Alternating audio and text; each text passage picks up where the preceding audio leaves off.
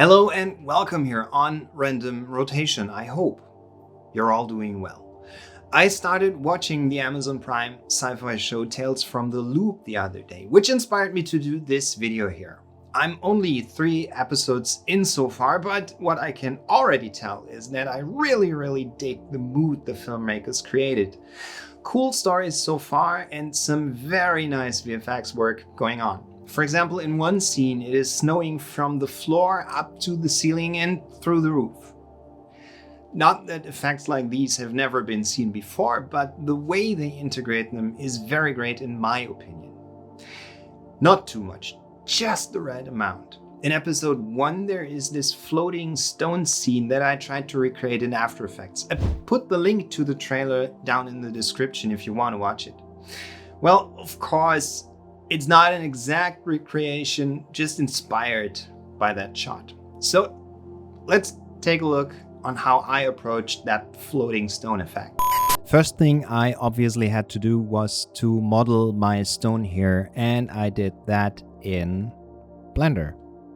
That's my stone from all angles, and I used one of the extra objects, Simple Star, as my starting point.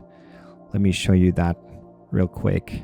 I move that to the side, G and X, to only move it on the X-axis. And now, if you don't already have the extra objects activated, go to the add-ons, tap in the preferences, type in extra, and activate these add-ons. And then Shift A, extra objects, simple star. And no surprise, it's a pretty simple star. I lowered the outer radius and reduced the points to 3. And that already gave me a pretty good starting point for my stone model, as you can see.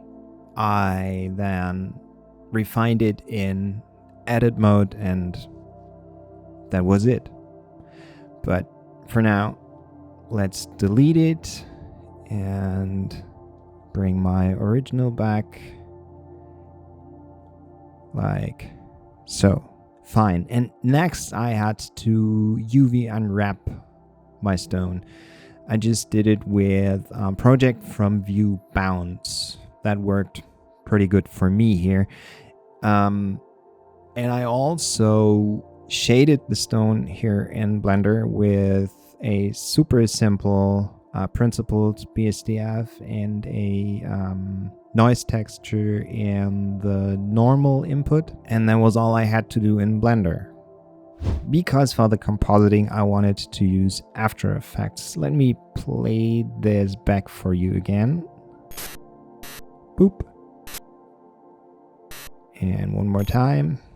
Nice floating stone shot. So let me mute all these tracks here and let's start with my video footage. You can see I used Lumetri and the levels effect to achieve my look, and ooh, that's it without the effects. Pretty boring, right?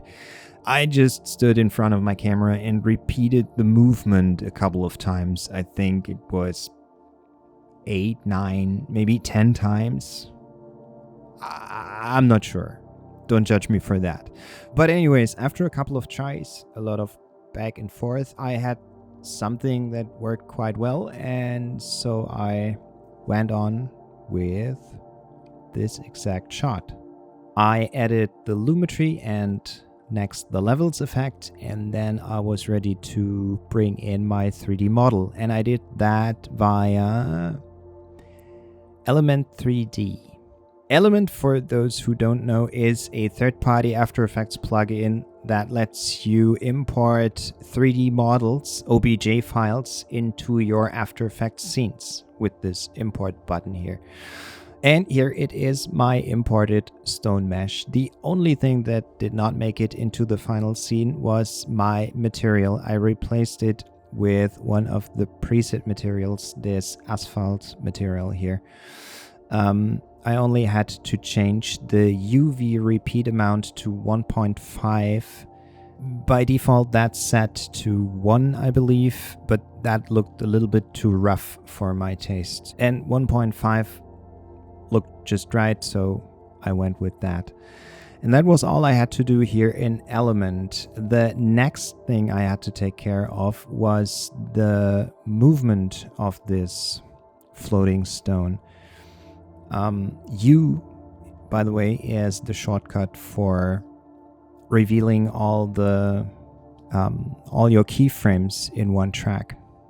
And here you can see all the keyframes that I needed. Only position and rotation keyframes. So no real rocket science here. The shot starts with a very slow moving stone. And once I touch it, boom, it moves a little bit faster.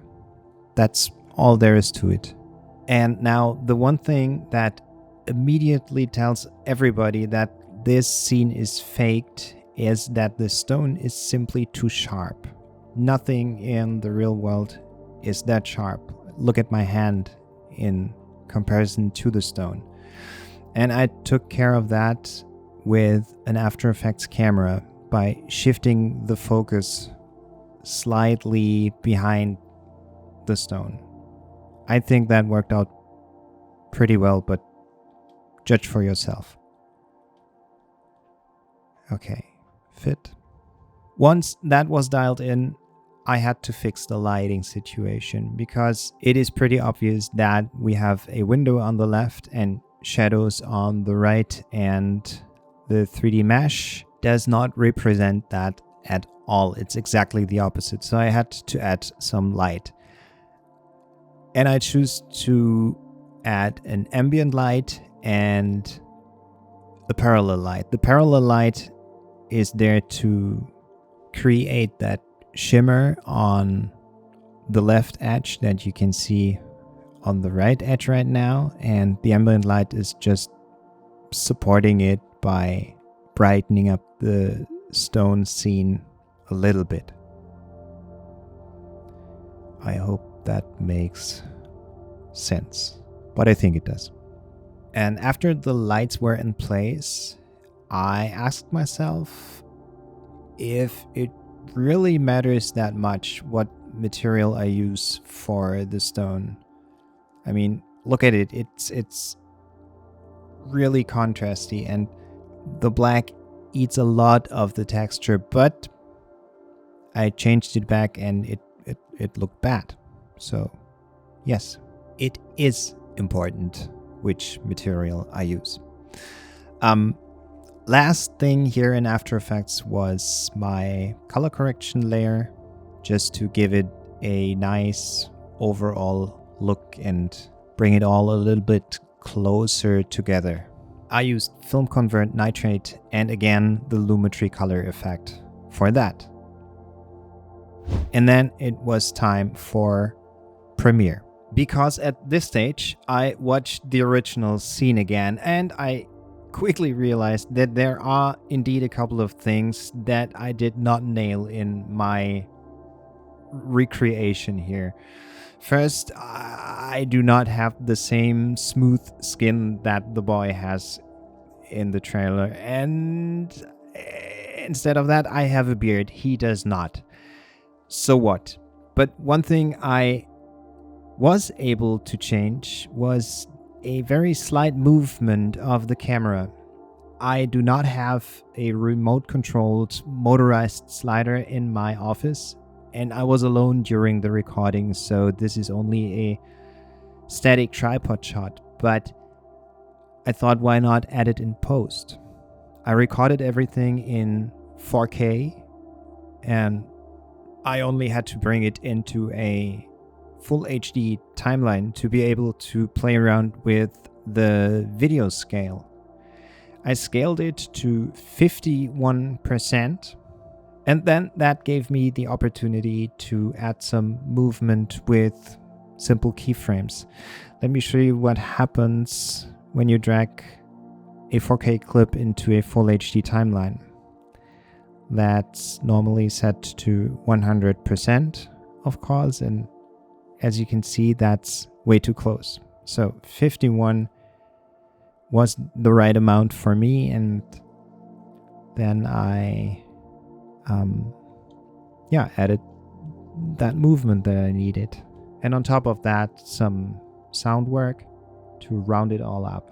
And like I said in the beginning, this is by no means a exact recreation of the original shot. I just felt inspired and wanted to try it myself. That's it. And that, my friends, is it for this week. I really hope you liked it. And if so,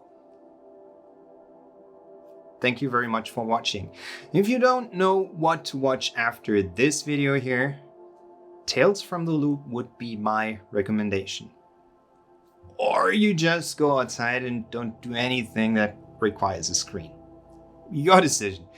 I see you in the next one. Until then, stay safe and motivated. Bye for now.